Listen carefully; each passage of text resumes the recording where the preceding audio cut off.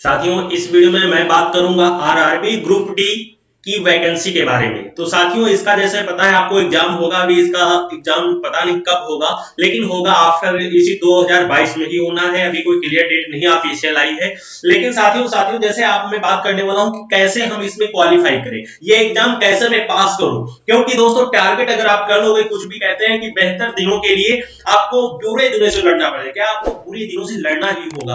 अब लड़ना कैसे है, आप लड़ना बेहतर वो दिन बुरे दिन वो लाइफ के होते हैं, लेकिन हमें एग्जाम को कैसे क्वालिफाई करना है, कि एग्जाम्स में क्वेश्चन से कैसे फाइट करें कि क्वेश्चन बिल्कुल राइट निकल जाए अपना आंसर, की तैयारी कैसे करें कि मैथ्स में 25 में 25 और रीजनिंग में 30 में 30 और जनरल साइंस में 25 में 25 और करंट अवेयरनेस करंट अफेयर्स में इसमें 20 में से 20 कैसे क्वेश्चन आएंगे। तो साथियों बने रहिए मेरे साथ शुरू से आखिरी तक। साथियों एक बात, अगर आप में ये कमी है तो आप शायद ना पेपर दें, पेपर तो देंगे लेकिन पास नहीं होंगे। कौन सी कमी, वो कमी ये है आज मूड नहीं, अभी टाइम बहुत है पेपर में, अभी तो पेपर की डेट भी नहीं है, हम तैयारी करके क्या करेंगे, थोड़ा बहुत पढ़ते हैं बस कल देखेंगे। कल कल कहते हैं, कल के इंतजार में मत कुछ छोड़ो, क्यों, कल तो खुद ही कल के इंतजार में बैठा है। इसलिए साथियों जो एग्जाम बच्चे ये सोच रहे हैं कि हम कल देखेंगे, तो साथियों कल उनका भी कल ही देखेगा, वो कुछ नहीं देख पाएंगे, वो अपने हिसाब से कुछ नहीं लाइफ में सेटल कर पाएंगे। क्यों, क्योंकि वो तो कल पे निर्भर करते हैं। इसीलिए साथियों जो कुछ भी करना है आज से करो, ये मत सोचो कि मेरा एग्जाम की डेट अभी क्लियर नहीं हो तो हम बैठे हैं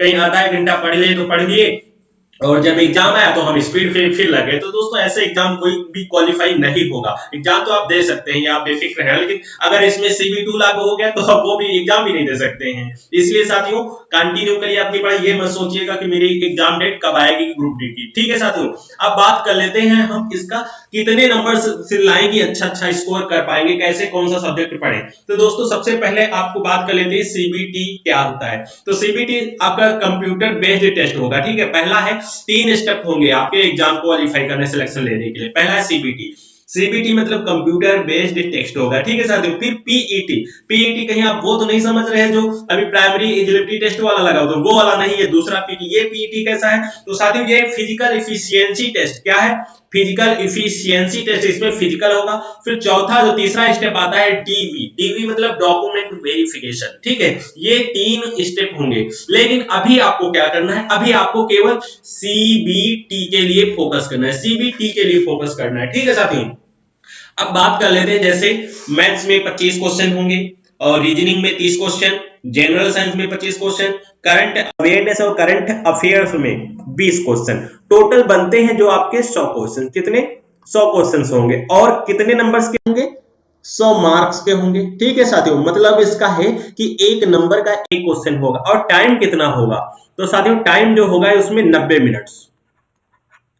कितना टाइम होगा, 90 मिनट, मतलब 1.5 घंटा होगा आपके पास एग्जाम को क्वालिफाई करने के लिए। साथियों एक वीडियो में और लाऊंगा उसमें तुक्का कैसे लगाएं। अब साथियों को सोचेंगे तुक्का तो केवल जो ऑफलाइन एग्जाम होता है उसी में लगता है, CBT होगा कंप्यूटर बेस्ड टेस्ट होगा, इसमें कैसे लगाएंगे। तो दोस्तों उसकी फिक्र मत करिए, मैं दोनों तरीके आपको बताऊंगा। ठीक है साथियों, तो अगर मेरे यूट्यूब चैनल पे नए हैं तो चैनल को जरूर सब्सक्राइब कर लेना, उस वीडियो को देख, क्योंकि दोस्तों ये गोल्डन अपॉर्चुनिटी है आपके लिए। क्यों, क्योंकि दोस्तों ये इसमें वैकेंसी कितनी है, 1,03,769, 1,03,769 जब वैकेंसी है तो आपकी जब रेस लगेगी तो ये करोड़ों में होंगे आप, क्या करोड़ों में, 1.5-2 करोड़ हो आप सभी। अब 1.5-2 करोड़ में और वैकेंसी है 1,03,769, तो कितना बड़ा कंपटीशन है। कंपटीशन के साथ ये गोल्डन चांस है आपके लिए कि आपको तैयारी करते रहना है। अब बात कर लेते हैं, चाहे SC के हो चाहे जनरल के हो। SC जनरल की तो कहते हैं कि इसी कारण SC जनरल और OBC की वजह से ही तो ये एग्जाम अभी तक हुए नहीं है। मेन रीजन आपको बता दूं इसी क्यों, अब इसके कारण क्यों नहीं हुआ, तो उसका कारण सबसे बड़ा है उसमें जो लगता है आरक्षण जो गवर्नमेंट है ये आरक्षण को समाप्त करना चाहती है, और उसका एक रीजन वो संविधान में कोई तोड़फोड़ तो कर नहीं सकते हैं उसके लिए लोग, और इसीलिए वो कहते हैं एग्जाम ही ना कराओ। अगर एग्जाम नहीं होंगे तो आरक्षण नहीं देना पड़ेगा।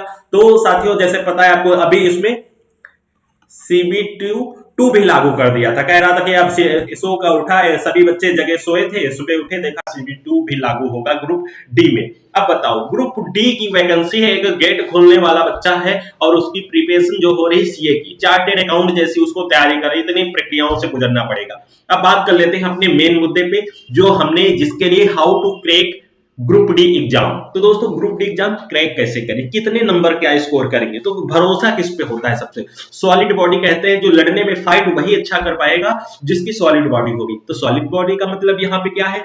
तो सॉलिड बॉडी का मतलब जिसका मैथ्स और रीजनिंग, क्या मैथ्स और रीजनिंग, कम से कम मैथ्स में उसको लाने होंगे सभी के लिए। मैं मतलब सबसे टॉप लेवल की बात करूंगा, हाँ, जैसे एससी और जनरल वालों की बात नहीं करूंगा, और ओबीसी और सॉरी मैं कह रहा एससी और एसटी वालों की बात नहीं करूंगा कि उनको कितना मरे, लेकिन हाँ अगर सभी की बात करूं मैं, सभी के लिए कट ऑफ जो बताने वाला हूं लगभग कितना क्या करना होगा स्कोर आपको, तो लगभग। और सबसे ज्यादा अगर आपको पढ़ने में अगर सिलेक्शन कौन बच्चे लगे, मैं बताने वाला हूं कौन से बच्चे स्टूडेंट सिलेक्शन, जो मैथ्स में लगभग 25 में कम से कम 24 सबसे ज्यादा, और रीजनिंग में लगभग कुछ ऐसे बच्चे होंगे जो 30 में 30 भी लाएंगे। लेकिन हम कहते हैं कि रीजनिंग मैथ्स में अगर 24 तो रीजनिंग में कम से कम नहीं तो 29 तो आपके होने ही चाहिए।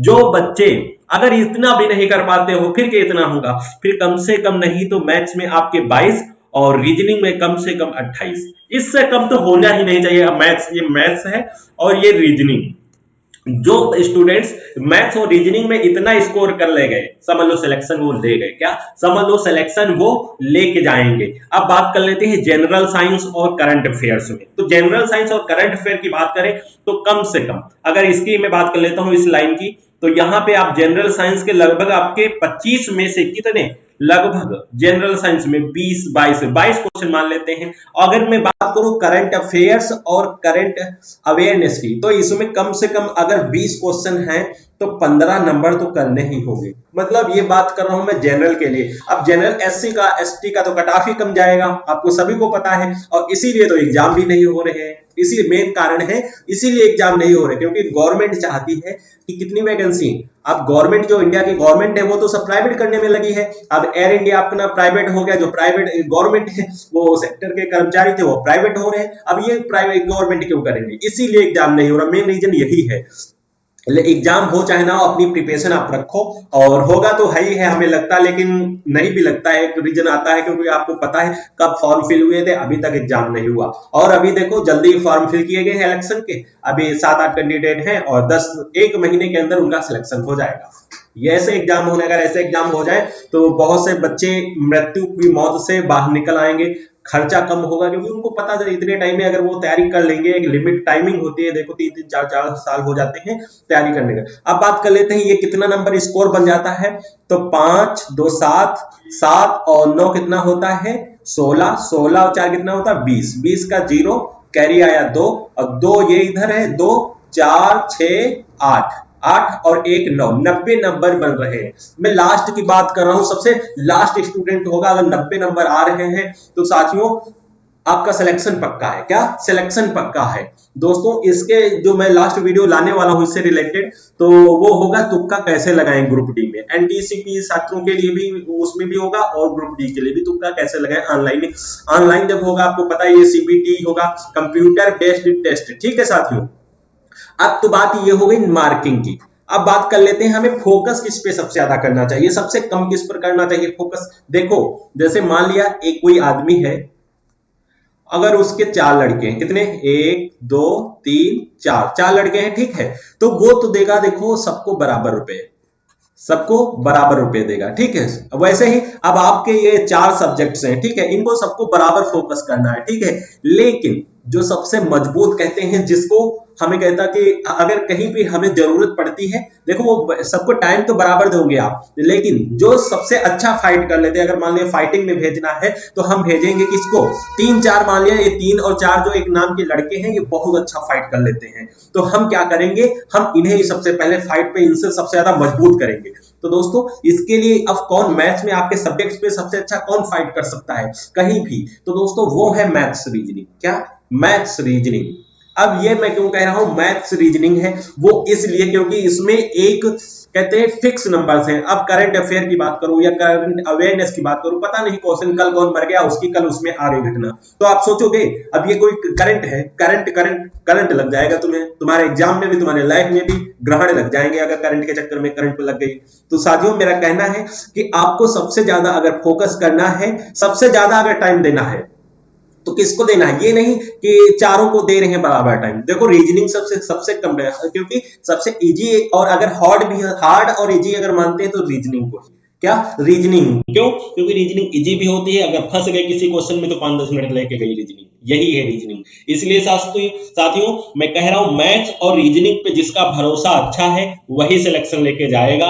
और फिर बात कर लेते हैं अगर जनरल साइंस की। जनरल साइंस में अगर देखो 2 में आप अच्छा स्कोर करो, फिर तीसरा जो सबसे अच्छे नंबर आएंगे वो आपके होंगे जनरल साइंस के। अब करंट अफेयर की सबसे कम नंबर आएंगे, ठीक है साथियों, क्यों, करंट अफेयर को कोई भरोसा नहीं होता, कल मैंने बताया कि कोई इंसिडेंट हो गया वो भी आपके एग्जाम में आ सकता है, ठीक है। हालांकि ये एग्जाम जो करंट अफेयर्स आता है एग्जाम में ऑलमोस्ट 2-3 महीने, जैसे इस महीने एग्जाम होना है आपको तो इसके 2-3 महीने पहले का बाद का आता है सब, ठीक है साथियों, 1-2 महीने के बाद ही का आता है करंट का, ठीक है साथियों। तो साथियों अगर वीडियो आपको अच्छा लगा, अगर आप देखना चाहते हैं आरआरबी ग्रुप डी में तुक्का कैसे लगाएं, एनटीपीसी में तुक्का कैसे लगाएं, तो मेरे चैनल को सब्सक्राइब करिए। अगर ये आप स्क्रॉल खींच रहे हैं कि सब्सक्राइब नहीं करेंगे तो ऐसे ही आप स्क्रॉल ही खींचते रहेंगे, वीडियो आती जाएंगी, जिंदगी भी तुम्हारी ऐसे ही चलती जाएगी। तो चैनल को जरूर सब्सक्राइब करिए। मिलते हैं एक नई ट्रिक के साथ, नई वीडियो के साथ।